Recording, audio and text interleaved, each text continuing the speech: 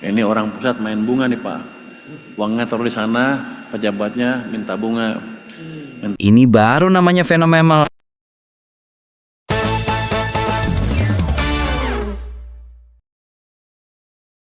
Pemerintah pusat sudah menyalurkan dana ke daerah dengan cepat. Sekarang giliran Pemda memastikan uang itu benar-benar bekerja untuk rakyat. Next. Realisasi belanja APBD sampai dengan triwulan ketiga tahun ini masih melambat. Rendahnya serapan tersebut berakibat menambah simpanan uang Pemda yang nganggur di bank sampai 234 triliun rupiah. Jadi jelas ini bukan soal uangnya tidak ada, tapi soal kecepatan eksekusi.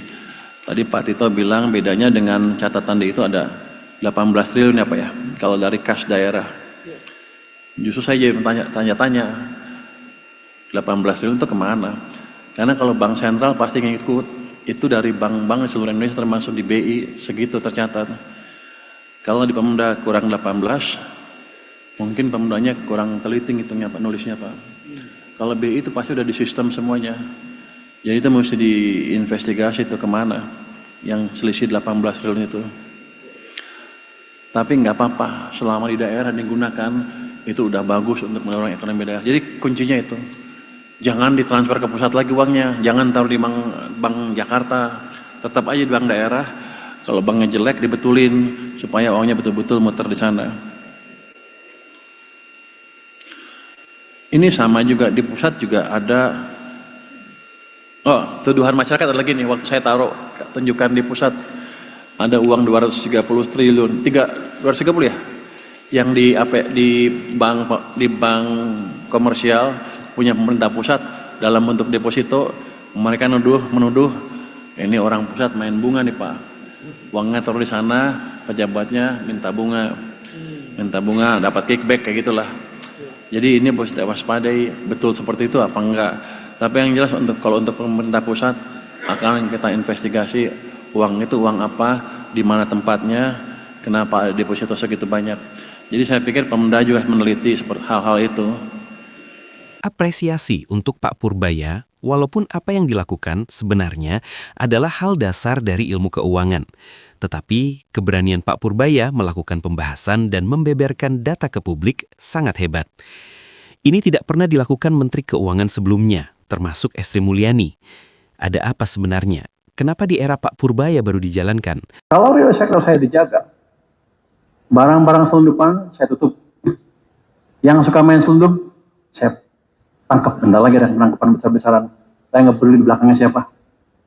Di belakang saya presiden kan paling tinggi kan ya, paling tinggi di sini. Pasti beres. Rokok saya akan beresin. Tekstil jadi rokok. Habis itu tekstil, habis itu baja, habis itu satu hal yang kejar satu persatu. Itu akan meningkatkan tadi tax ratio dan pertumbuhan. Hal yang tidak mungkin tidak diketahui seorang ahli ekonomi, apalagi pejabat sekelas Menteri Keuangan. Gebrakan demi gebrakan, perencanaan akan pembersihan sampah-sampah jelas sangat diketahui dan pasti memiliki data. Hari ini, Presiden kita baru memiliki 2 orang yang berani menunjukkan dedikasi dan keberaniannya. Sudah dipastikan, kedua orang ini akan memiliki banyak musuh. KDM atau Deddy Mulyadi, sosok Gubernur Jawa Barat, sejak awal menjabat, sudah banyak membuat kebijakan-kebijakan yang membuat orang menjerit, khususnya mereka yang kepentingannya terganggu.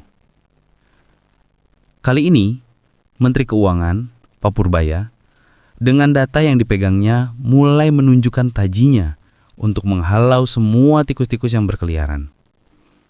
Akankah mereka konsisten dengan semua? Bagaimanapun mereka akan berhadapan dengan orang-orang hebat untuk menjatuhkan atau mungkin membunuhnya. Pak Presiden, kami titip orang-orang seperti ini. Jaga mereka dan ciptakan KDM dan Purbaya yang lain. Maka kami percaya Indonesia akan maju.